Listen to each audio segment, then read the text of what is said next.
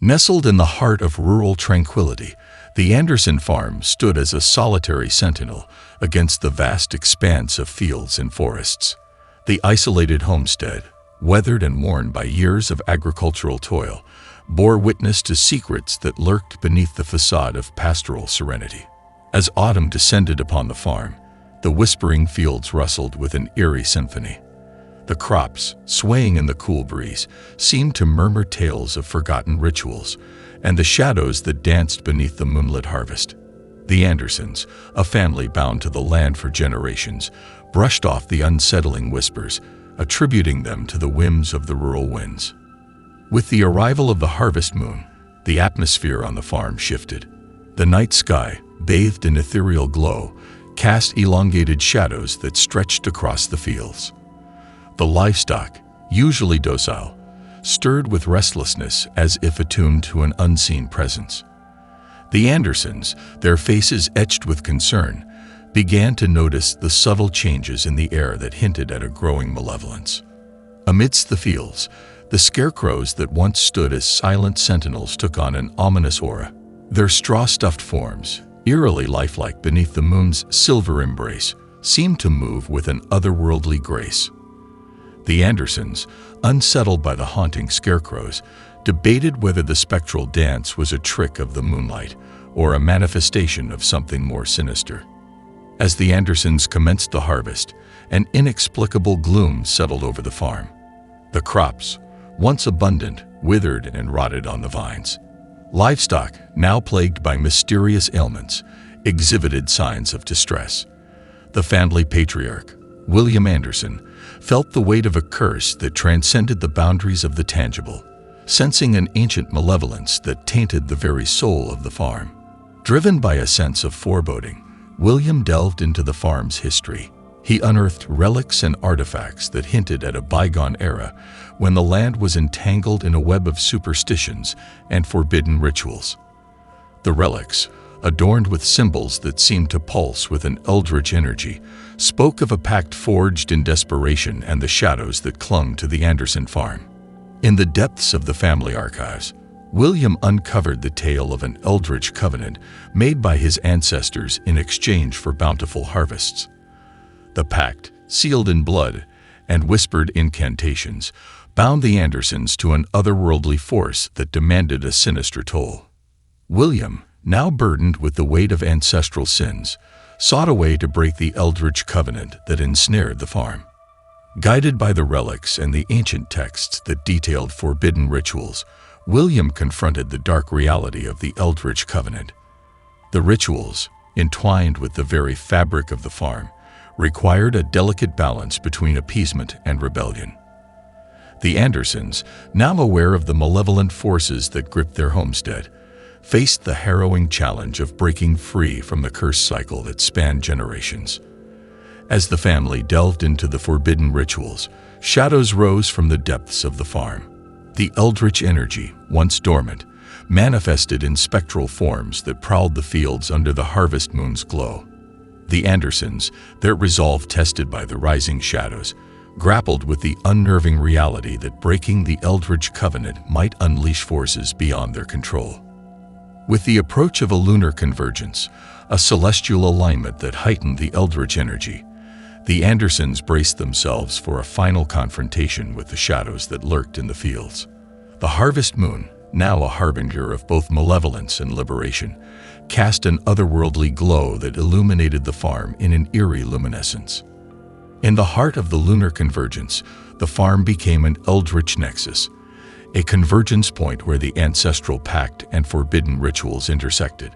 The shadows, now corporeal entities with eyes that seemed to reflect the abyss, gathered in a spectral dance that echoed through the haunted fields. The Andersons, armed with the knowledge of the rituals, prepared for a desperate struggle against the eldritch forces. In the aftermath of the lunar redemption, the farm retained traces of the celestial nexus. The Andersons, their faces etched with a mixture of relief and awe, stood amidst the fields that had witnessed the cosmic struggle. The eldritch covenant, now broken by the celestial intervention, left the farm in a state of eerie serenity, an echo of the celestial nexus that had defined the lunar redemption. As the Andersons embraced the farm's newfound serenity, they faced the legacy of the harvest ordeal. The whispers that once haunted the fields now faded into distant echoes, and the relics that once bore the weight of ancestral sins became symbols of redemption. The farm, forever changed by the lunar redemption, stood as a testament to the enduring resilience of mortal spirits against eldritch forces. In the quiet aftermath of the lunar redemption, the Andersons contended with the celestial aftershocks that resonated through the farm. The celestial energies, now woven into the very fabric of the land, hinted at a delicate balance that required vigilance. The family, forever marked by the harvest's legacy, faced an uncertain future where the celestial aftershocks whispered of cosmic forces that lingered in the shadows. Despite the serenity that descended upon the farm, haunting echoes persisted in the lingering shadows. The Andersons, their eyes reflecting the lunar redemption's enduring impact, acknowledged that the eldritch energies might linger in the fields. The celestial nexus, now a cosmic memory etched into the farm's history, hinted at a future where the haunting echoes of the harvest's legacy might resurface. As the Andersons stood at the celestial crossroads of their farm's destiny, they contemplated the fragile harmony achieved through the lunar redemption. The celestial energies, now a subtle undercurrent in the rural landscape, suggested that the eldritch forces might test the boundaries of the celestial crossroads. The farm, forever entwined with the cosmic dance between mortal defiance and celestial intervention, faced an uncertain horizon where the shadows of the past lingered in the moonlit embrace. In the moonlit reverberations of the farm, the Andersons sensed an intricate dance between mortal and celestial forces. The lunar redemption, a chapter in the farm's history, echoed through the fields as a celestial hymn. The haunting echoes, though softened by the celestial energies, hinted at a cosmic narrative that transcended the boundaries of time. As the Andersons embarked on a celestial journey, the farm stood as a cosmic waypoint where the mortal and supernatural realms converge. The lunar redemption's legacy, now a celestial narrative etched into the very soil, guided the family through an odyssey where the boundaries between earthly and ethereal forces blurred. The farm, forever caught in the cosmic dance, faced a celestial journey where the lunar reverberations whispered secrets of an enduring balance that transcended the confines of the terrestrial realm. The Andersons, attuned to the celestial energies lingering on their farm, grappled with the celestial enigma that unfolded. Strange phenomena manifested. Sudden shifts in temperature, ethereal glows beneath the harvest moon, and whispers carried on celestial breezes. The family, now custodians of the celestial narrative, sought to unravel the mysteries that transcended the mortal understanding of their rural haven. In the heart of the farm, the Andersons discovered an astral confluence, a convergence point where the celestial energies met earthly currents. The astral confluence pulsed with a cosmic rhythm, and the family, drawn into its ethereal embrace, glimpsed glimpses of astral threads that wove through the very fabric of the land. The farm, now a nexus of astral forces, beckoned the Andersons to explore the astral confluence and navigate the cosmic currents that shaped their destiny. As the Andersons delved deeper into the astral confluence, they encountered ethereal echoes, resonances of celestial forces and ancestral spirits that lingered in the cosmic tapestry. The farm's history, now interwoven with astral threads, whispered tales of timeless struggles and celestial interventions. The family, guided by the ethereal echoes, ventured into the unseen realms where the boundaries between mortal and supernatural forces blurred. Within the astral confluence, the Andersons encountered celestial guardians, beings of luminous energy who watched over the farm's destiny. The guardians, their eyes aglow with cosmic wisdom, spoke of an intricate dance between mortal will and celestial design. The family, now entrusted with the secrets of the astral confluence, faced the daunting responsibility of navigating the ethereal realms where the celestial guardians guided them through the cosmic currents that shaped their rural sanctuary. Guided by the celestial guardians, the Andersons received an astral revelation that unveiled the enigmatic connection between the farm and the astral realms. The celestial energies, now a pulsating force within the astral confluence, revealed astral threads that linked the family to the cosmic forces at play. The farm, bathed in the ethereal glow of the astral revelation, became a locus of celestial influence where the Andersons confronted the astral currents that dictated their destiny. In the astral realms, the Andersons engaged in an ethereal dance, a cosmic choreography where mortal and celestial forces entwined. The farm, now a stage for the celestial dance, resonated with the pulsating energies of the astral confluence. The family, caught in the cosmic currents, witnessed the ethereal dance of astral threads that wove through the very essence of their rural sanctuary. As the ethereal dance reached its crescendo, the Andersons sensed the celestial harmonics that harmonized with the farm's destiny. The astral threads, now vibrating in celestial resonance, created a symphony of cosmic energies that echoed through the fields. The family, attuned to the celestial harmonics, felt the subtle vibrations of the astral confluence shaping their rural haven into a nexus where earthly and celestial forces converged. With the celestial harmonics in full sway, the farm underwent an astral resurgence, a resurgence of energies that redefined the very nature of the land. Crops flourished with celestial vitality, and livestock thrived under the benevolent influence of astral currents. The Andersons, now witnesses to the astral resurgence, marveled at the transformation that unfolded in their rural sanctuary. In the wake of the astral resurgence, the farm became a celestial nexus redux, a renewed convergence point where the boundaries between earthly and celestial forces blurred. The Andersons, now stewards of the celestial narrative, navigated the astral confluence with a profound understanding of the cosmic currents that shaped their rural haven. The celestial nexus, though transformed, retained echoes of the astral revelation that had unfolded. As the Andersons contemplated the astral resurgence, they sensed the continuum of the lunar legacy, the enduring connection between the farm's earthly existence and celestial forces. The lunar legacy's continuum, now etched into the very soil of their rural sanctuary, hinted at a future where the astral currents would guide the family through the timeless dance between mortal and celestial realms. In the moonlit embrace of their farm, the Andersons experienced ethereal reflections, subtle glimpses of celestial energies that mirrored their earthly existence. The astral confluence, now a mirror reflecting the interplay of mortal and celestial forces, revealed the delicate balance that defined the family's rural haven. The ethereal reflections, though ephemeral, hinted at the enduring symbiosis between the farm and the astral realms. The Andersons embarked on a celestial odyssey, a journey through the astral confluence where the boundaries between mortal and celestial forces dissolved. The lunar legacy, now a guiding force in their celestial odyssey, whispered secrets of astral threads that intertwined with the family's history.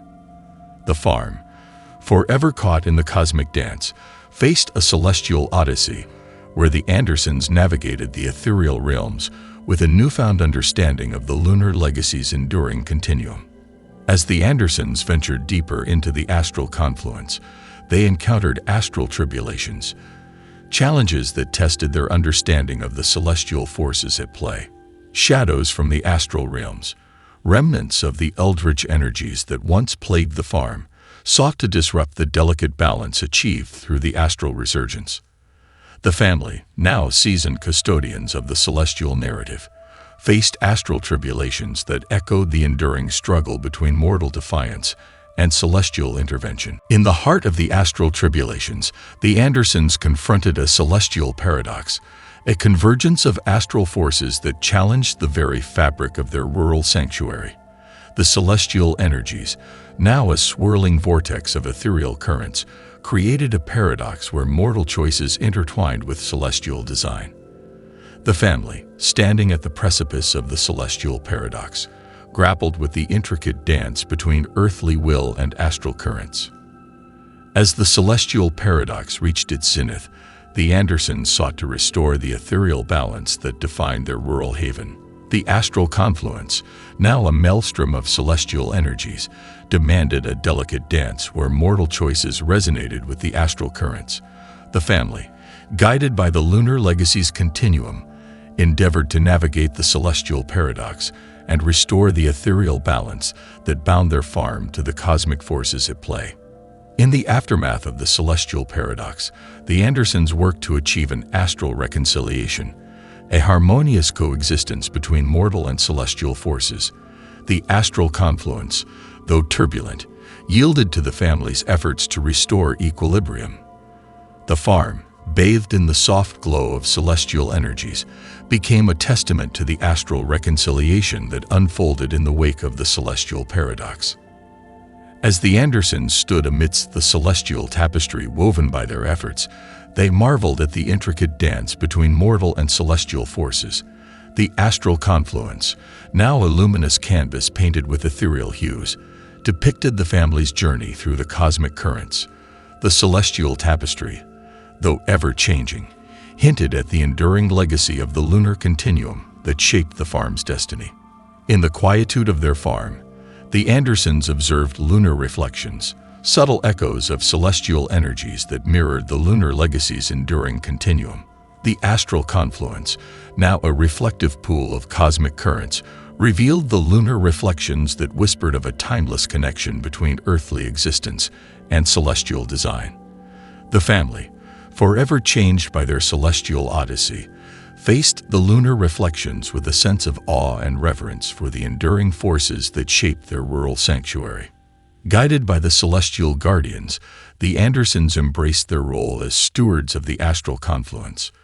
The lunar legacy's continuum, now a celestial narrative etched into the very essence of the farm, entrusted the family with the task of preserving the delicate balance between mortal and celestial realms.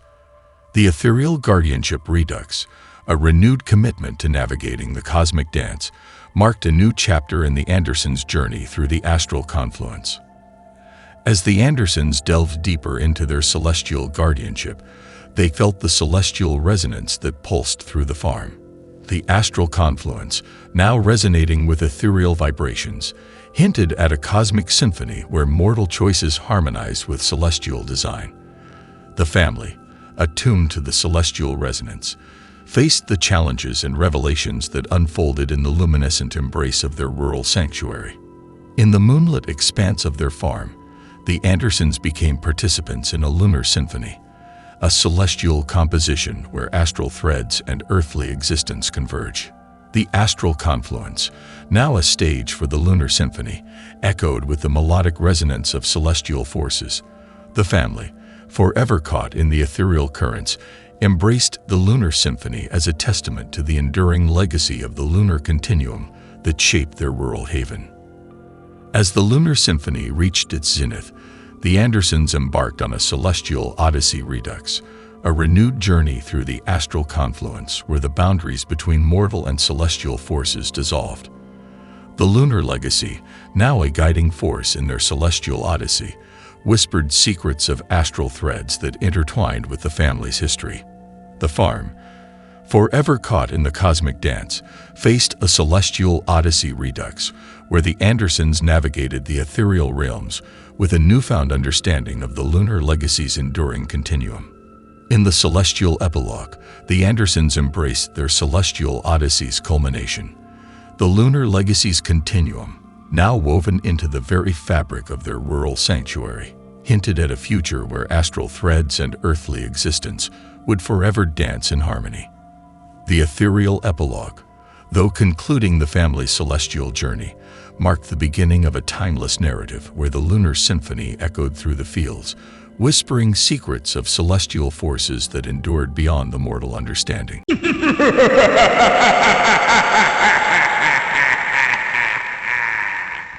The house at 13 Willow Street had always been a topic of whispered conversations in the small town of Rivertown. For years, it had stood abandoned, a decrepit and overgrown structure shrouded in mystery and dread. Rumors about the house were rife. Some claimed it was cursed, while others believed it was haunted by vengeful spirits. No one dared to venture near it after dark. and the townsfolk avoided the street altogether. But all of that changed when the Jacobs family arrived in Rivertown. Desperate for a fresh start, they purchased the house on Willow Street, unaware of the horrors that lay within its walls. The Jacobs family, Mark, Sarah, and their 2 children, Emily and Daniel, had been through a series of misfortunes. They had lost their home, their jobs, and their sense of security in the wake of a financial crisis. When they stumbled upon the house on Willow Street, it seemed like a lifeline. The price was unbelievably low, and it offered the promise of a fresh start. Mark, an optimistic man by nature, saw it as an opportunity to rebuild their lives. As they moved into their new home, the Jacobs family brushed aside the warnings and superstitions of the townsfolk. Little did they know that the house held secrets that would soon engulf them in a nightmare they could never have imagined. The first night in their new home was filled with a sense of unease. Strange sounds echoed through the house, whispers in the walls, distant footsteps, and eerie creaks that seemed to have no origin. Sarah, ever the pragmatic one, attributed the sounds to the old house settling. Mark assured her that they would get used to it, and the children, tired from the move, fell into fitful sleep. But as the days turned into weeks, the whispers in the walls grew more pronounced. Emily claimed she heard voices in her room at night, and Daniel insisted that his toys moved on their own. Mark and Sarah couldn't deny the unsettling atmosphere that pervaded their home, and the sense of dread that had once surrounded the house on Willow Street began to seep into their lives. One day, while exploring the house, Emily discovered a hidden door in the basement. The door, concealed behind a shelf, led to a small windowless room. Its walls were covered in faded, cryptic symbols, and an old dusty mirror hung on one side. The moment Emily stepped into the room, an overwhelming sense of unease washed over her. She felt as if she were being watched by countless unseen eyes. She quickly left, vowing never to return. But the hidden room had awakened something dormant within the house, something malevolent. From that day on, the whispers in the walls grew louder, and the sense of foreboding deepened. As weeks turned into months, the Jacobs family found themselves trapped in a nightmare of unexplained phenomena.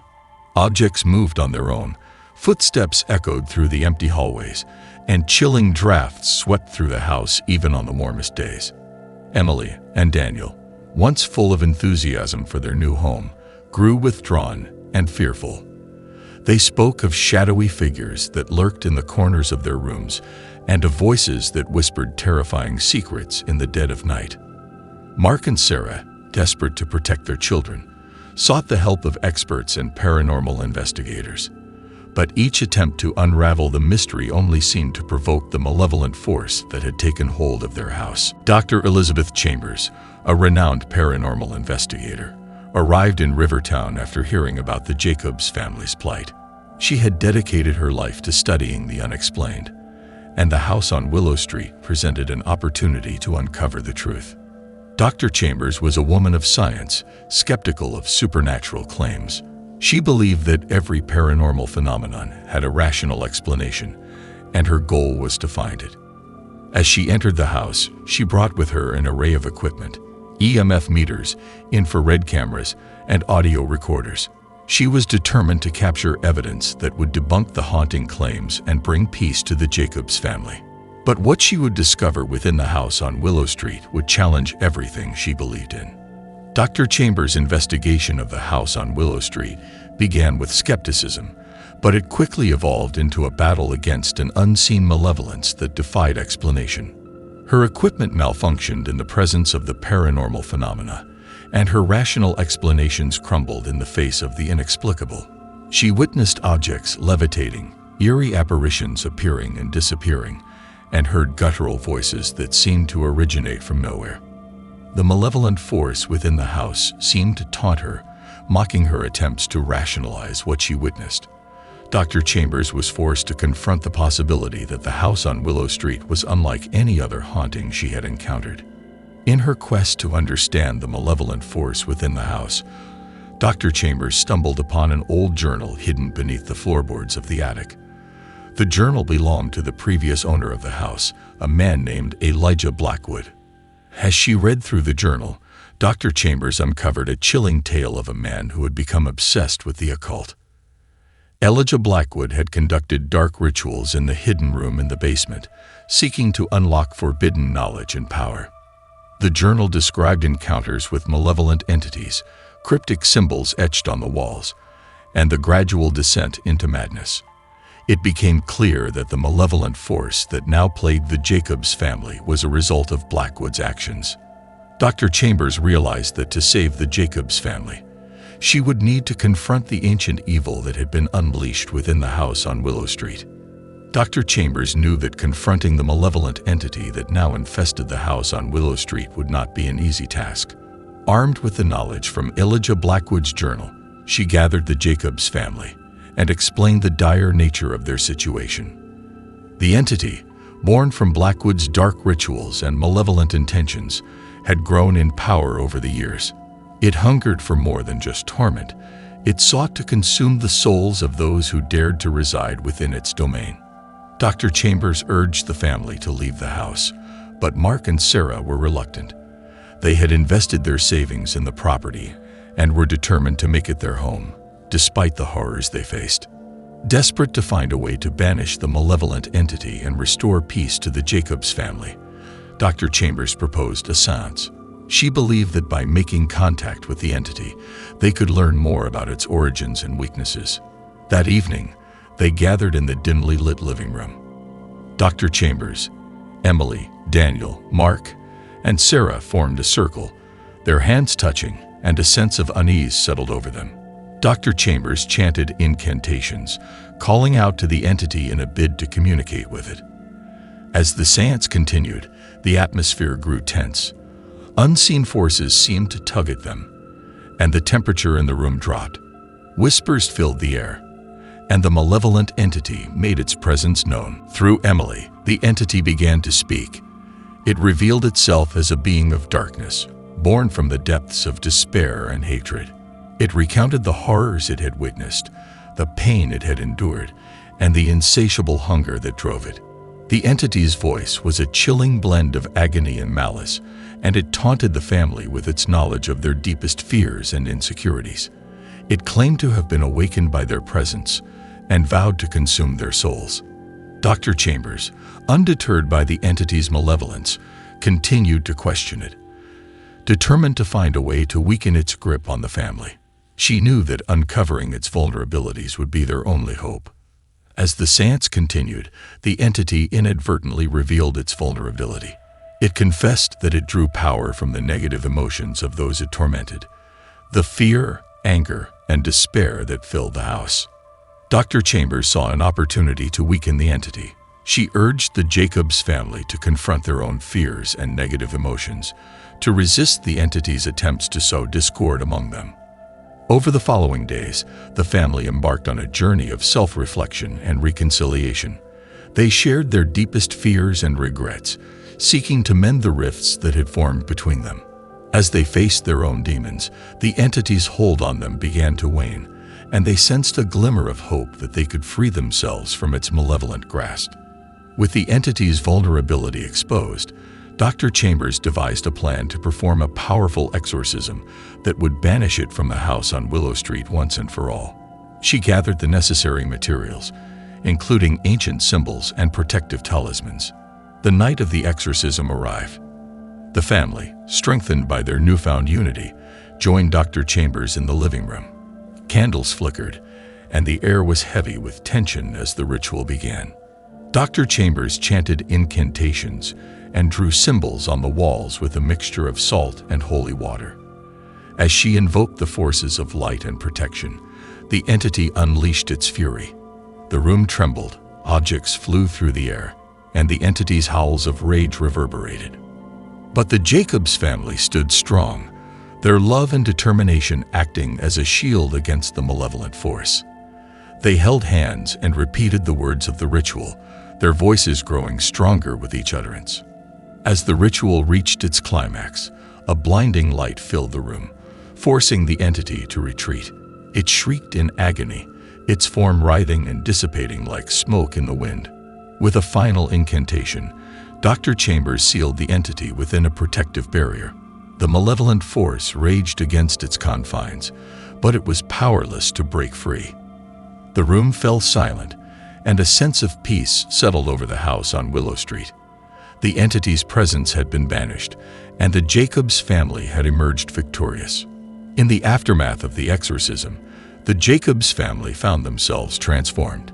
The house on Willow Street, once a place of torment, became a sanctuary of love and healing. Emily and Daniel's smiles returned, and their laughter echoed through the hallways. Mark and Sarah, no longer burdened by fear and despair, grew closer as a couple. The town of Rivertown, once wary of the house, watched in amazement as the family thrived. Dr. Chambers, satisfied that her work was done, bid farewell to the Jacobs family. She knew that the malevolent entity had been banished, but she also understood the importance of remaining vigilant.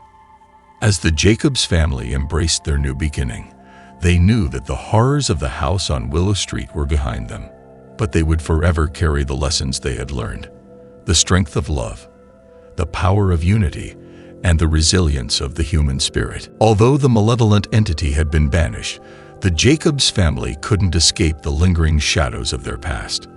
The house on Willow Street held memories of terror that haunted their dreams and lingered in the corners of their minds. Mark and Sarah decided to renovate the house, hoping that a fresh start would help them leave the past behind. They painted over the walls with cheerful colors and replaced the creaking floorboards, but the memories still lurked. Emily and Daniel had their own share of lingering fears. They continued to have nightmares of the malevolent entity, and they couldn't forget the chilling voices and apparitions they had witnessed.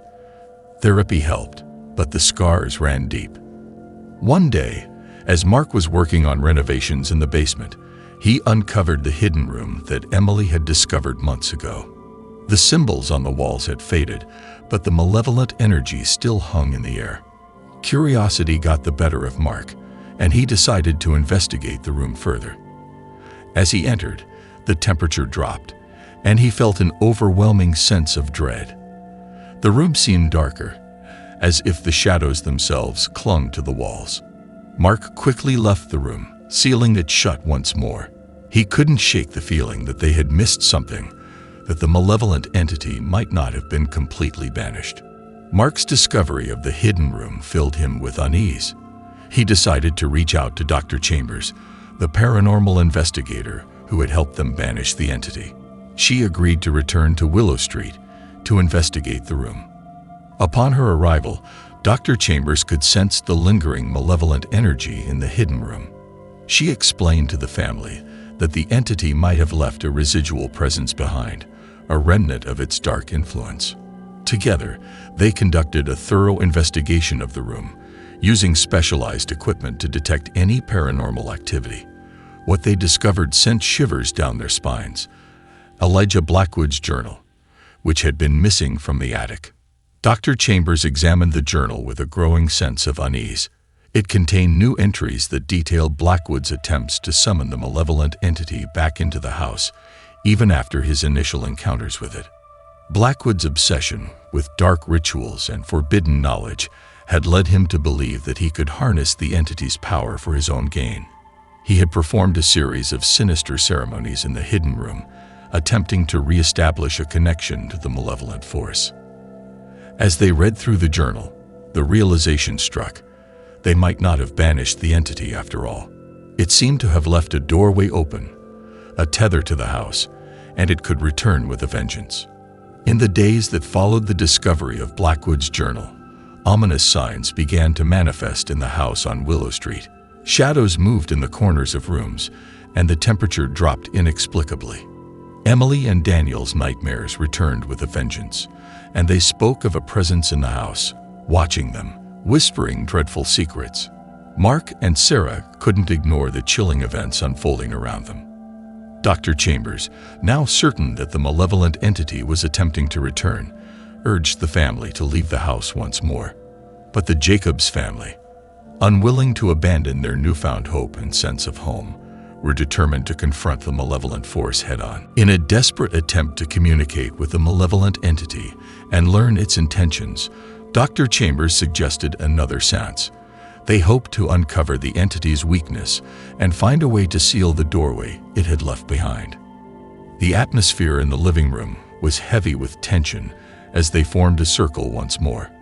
Dr. Chambers chanted the incantations, calling out to the entity, while Mark, Sarah, Emily, and Daniel held hands. The seance began much like the previous one, with strange sounds and eerie whispers filling the room. But this time, the entity's presence was stronger, and it seemed more determined than ever to re-enter their lives. As the seance reached its peak, a bone-chilling wind swept through the room, extinguishing the candles and plunging them into darkness. The entity's malevolent laughter echoed through the house, sending shivers down their spines. Then the room was bathed in an eerie bluish light. The entity manifested itself, its form a grotesque and shifting mass of shadows. It taunted them with its presence, promising to torment them once more. Desperation and fear washed over the Jacobs family, but they refused to yield to the entity's malevolence. They repeated the incantations from the exorcism, determined to seal the doorway and banish the entity once and for all. A battle of wills unfolded in the darkened living room. The Jacobs family, guided by Dr. Chambers, chanted the incantations, their voices growing stronger with each repetition. They called upon the forces of light and protection to aid them in their struggle. The malevolent entity fought back with all its might, attempting to disrupt the incantations and break their resolve. Objects flew through the air, and the room shook with its fury. In the midst of the chaos, Emily and Daniel, empowered by their love for their family, joined the incantations. Their voices, filled with determination, helped tip the balance in their favor. As the battle of wills raged on, the malevolent entity weakened. Its form flickered and waned, and it let out a final, ear-piercing scream before dissipating into nothingness. With a final incantation, Dr. Chambers sealed the doorway that the entity had left behind. The room fell silent, and the temperature returned to normal. The malevolent force had been banished once more. Exhausted but victorious, the Jacobs family and Dr. Chambers knew that they had faced the malevolent entity and emerged triumphant. The house on Willow Street, now cleansed of its darkness, held the promise of a brighter future. In the days that followed the sealing of the doorway, the Jacobs family found peace once more. The nightmares ceased, and the eerie phenomena that had plagued them gradually faded away. With the support of Dr. Chambers, the family embarked on a journey of healing. Therapy and counseling helped them cope with the trauma they had endured, and they grew closer as a family. The town of Rivertown, having witnessed the Jacobs family's resilience, welcomed them with open arms. The house on Willow Street, no longer a place of dread, became a symbol of hope and redemption. With the malevolent entity banished once more, life in the house on Willow Street slowly returned to normalcy. The Jacobs family, now stronger than ever, settled into their daily routines and tried to put the nightmares of the past behind them. Yet, the lingering mysteries of the unnerving new house refused to fade away entirely. Emily and Daniel, despite their newfound sense of security, couldn't shake the memories of the malevolent entity and the horrors they had witnessed. Mark and Sarah, while grateful for the peace they now enjoyed, wondered about the true nature of the malevolent force and what had driven Elijah Blackwood to summon it. Dr. Chambers, too, couldn't shake the feeling that there was more to uncover. Driven by their lingering curiosity and a desire to prevent anyone else from falling victim to the malevolent entity, the Jacobs family decided to delve deeper into the history of the house on Willow Street. They combed through old records, interviewed longtime residents of Rivertown, and visited the local library to uncover any information about the previous owners of the house. The more they discovered, the darker the secrets of the house became. They learned of other families who had lived in the house briefly, only to flee in terror. Stories of mysterious disappearances and unexplained deaths seemed to follow the house through the decades, confirming its reputation as a place of darkness. As the Jacobs family pieced together the history of the unnerving new house, they uncovered a series of disturbing events. Elijah Blackwood, the man who had performed dark rituals in the hidden room, was not the first owner to dabble in the occult. Previous owners had also tried to harness the supernatural forces within the house. It was said that the house had been built on ancient Native American burial grounds, and that the land itself held a dark and vengeful energy. Each owner had faced malevolent forces of their own, but none had succeeded in fully banishing them. The house seemed to feed on the darkness that resided in the hearts of those who dwelled within its walls. The Jacobs family's research led them to a chilling revelation. Elijah Blackwood had left behind unfinished business. His journal contained cryptic references to a ritual that could potentially release the malevolent entity once more. Fearing that someone else might stumble upon the journal and attempt the ritual, the family resolved to complete the ritual themselves. They believed that by doing so, they could permanently seal the malevolent entity's doorway and put an end to the house's dark history.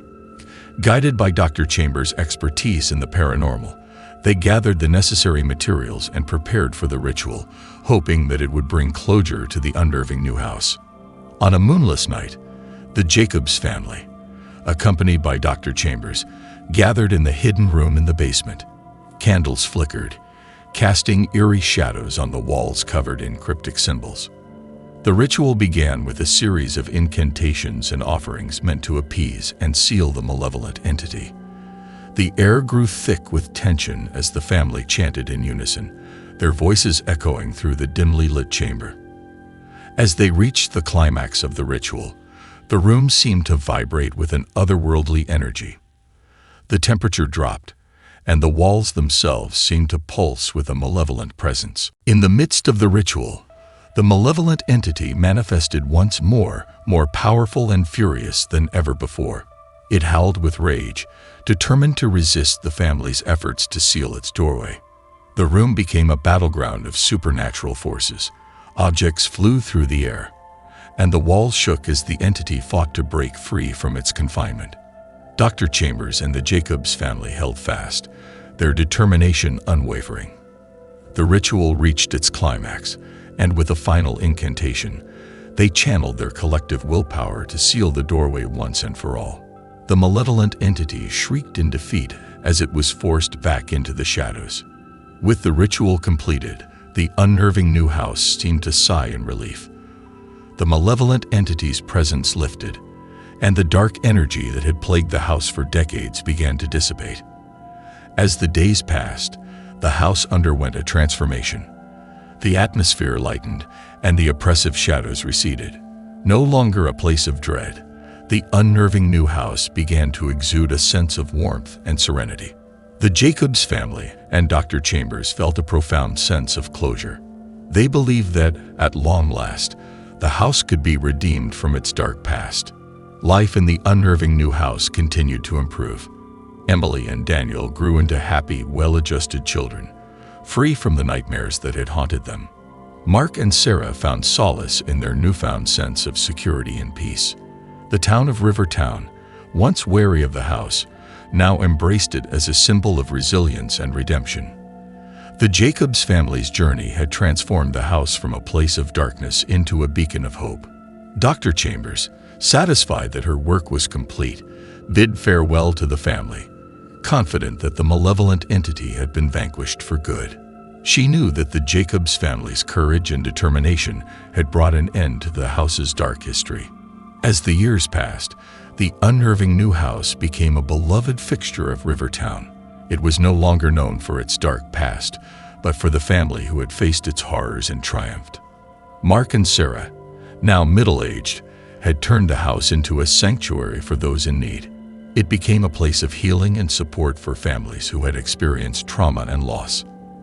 Emily and Daniel, inspired by their own experiences, pursued careers in psychology and the paranormal, respectively. They dedicated their lives to helping others confront and overcome their fears. The story of the unnerving new house came to an end, not as a tale of darkness and despair, but as a testament to the resilience of the human spirit. It stood as a reminder that even in the face of malevolent forces and unspeakable horrors, love, unity, and determination could triumph. The house on Willow Street remained a symbol of redemption, a place where nightmares had turned into dreams, and where a family had forged an unbreakable bond. The legacy of the Jacobs family lived on, a beacon of hope for all who encountered the unnerving new house.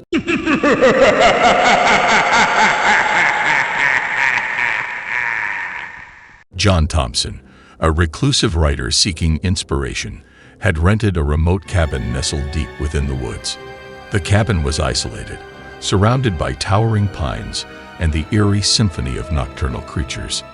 As John settled into his self-imposed exile, the isolation began to weigh on him, casting long shadows on his once tranquil mind. Days turned into weeks, and John's only companions were the endless pages of his manuscript and the unsettling silence that enveloped him. The isolation was a double-edged sword. It granted him the solitude he sought, yet it also fueled his growing sense of unease. The forest seemed to hold its breath, as if waiting for something that lurked beyond the edge of perception. As the nights grew longer, John's dreams became plagued by vivid, disturbing nightmares. He would wake in a cold sweat, unable to recall the details of the horrors that had unfolded within his subconscious. The line between dream and reality blurred, and the isolation of the cabin began to gnaw at his sanity. One moonless night, John awoke to a sound, a faint whisper that seemed to originate from the depths of the forest. He dismissed it as a trick of his imagination, but the whispers persisted. They echoed through the cabin, their unintelligible words unsettling and disorienting. John felt as though the very walls were conspiring against him. The whispers grew louder, morphing into ghostly apparitions that danced at the edge of John's vision. Pale figures flitted through the cabin, their faces obscured by shadow. They whispered promises of secrets and revelations, drawing John deeper into their ethereal dance. Desperation gnawed at him as he struggled to comprehend their presence. In a hidden corner of the cabin, John stumbled upon an old diary. Its pages were filled with cryptic, handwritten entries that hinted at a dark history. The diary had belonged to a previous occupant of the cabin, a recluse who had succumbed to the isolation and the whispers that haunted the woods. The diary spoke of a malevolent force that dwelled within the forest, a force that craved company and sought to ensnare souls. John's nights grew increasingly tumultuous. He would wake to find his possessions moved, his manuscript scribbled with cryptic symbols, and his sanity unraveling. He became convinced that an unseen intruder prowled the cabin, a malevolent entity that reveled in tormenting him. The whispers grew more coherent, their voices mocking and malevolent. John's descent into madness accelerated as he grappled with the relentless presence that haunted him. He began to record his experiences in a journal, desperate to maintain a semblance of sanity. The isolation had become a prison, and the cabin felt like a malevolent entity in itself, a place where reality and nightmare collided. One moonless night, John decided to confront the entity that had tormented him. Armed with the diary and a makeshift ritual he had gleaned from its pages, he ventured into the forest, guided only by the eerie glow of a lantern. The whispers grew deafening, and the shadows within the woods seemed to coalesce, taking form and substance. Deep within the forest, John stumbled upon a clearing where the whispers converged into a cacophonous chorus. A spectral figure emerged from the darkness, its features twisted into a grotesque semblance of humanity. It revealed itself as the guardian of the forest, a malevolent entity that had ensnared countless souls over centuries. The entity taunted John, revealing that the isolation was its doing, a method to draw in souls ripe for torment. It had whispered secrets and nightmares, feeding on John's fear and despair. It offered a sinister choice: to join the legion of tormented souls, or to become its unwitting puppet, forever bound to the cabin and the forest. With his sanity hanging by a thread, John made a desperate bargain. He offered his manuscript, a vessel of his creativity and soul, in exchange for release from the entity's grasp. The entity hesitated, its ethereal form shifting in contemplation. In a malevolent twist, it agreed, but not before extracting a piece of John's essence, a fragment of his very being. John returned to the cabin, his spirit broken and his creativity drained. He finished his manuscript, but it was a hollow, lifeless work, a reflection of the emptiness that now consumed him. The entity's whispers faded, but the cabin bore the scars of his ordeal. It stood as a haunted place, a sanctuary for lost souls forever bound to its malevolent presence. Years passed, and the cabin's legacy lived on. John, a shadow of his former self, found himself drawn back to the isolation that had shattered his life. The whispers and shadows remained, an enduring reminder of the malevolent force that had ensnared him. He wandered the cabin, a solitary figure forever tormented by the horrors that lurked in the depths of the forest and the recesses of his own mind. The isolation remained, an eternal prison for John's soul. The cabin stood as a testament to the horrors of solitude, a place where reality and nightmare intertwined. As the seasons changed and the forest reclaimed its territory, the whispers of the entity echoed through the woods, waiting for the next unsuspecting soul to venture into the depths of its dark domain. The cabin, hidden deep within the woods, became a place of legend, a cautionary tale told by those who dared to speak of it. The isolation it offered was a seductive trap, luring in those who sought solitude and creativity, only to ensnare them in a never-ending nightmare.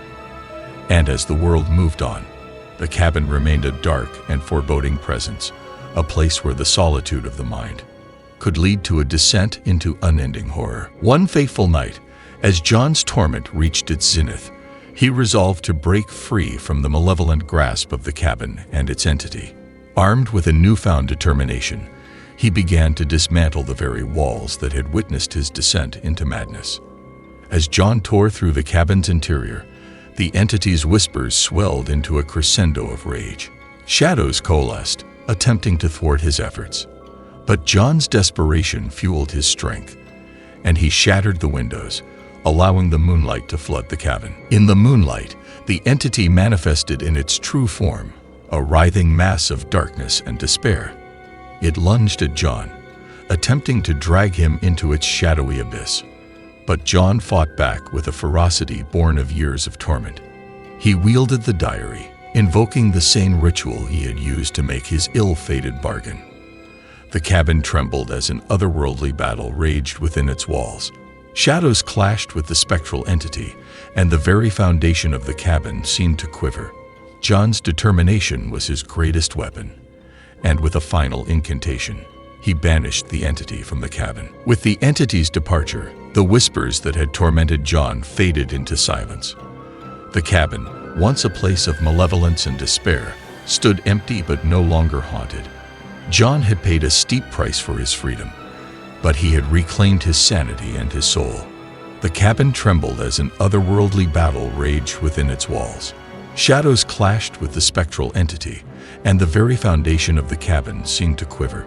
John's determination was his greatest weapon, and with a final incantation, he banished the entity from the cabin. John emerged from the cabin, a changed man.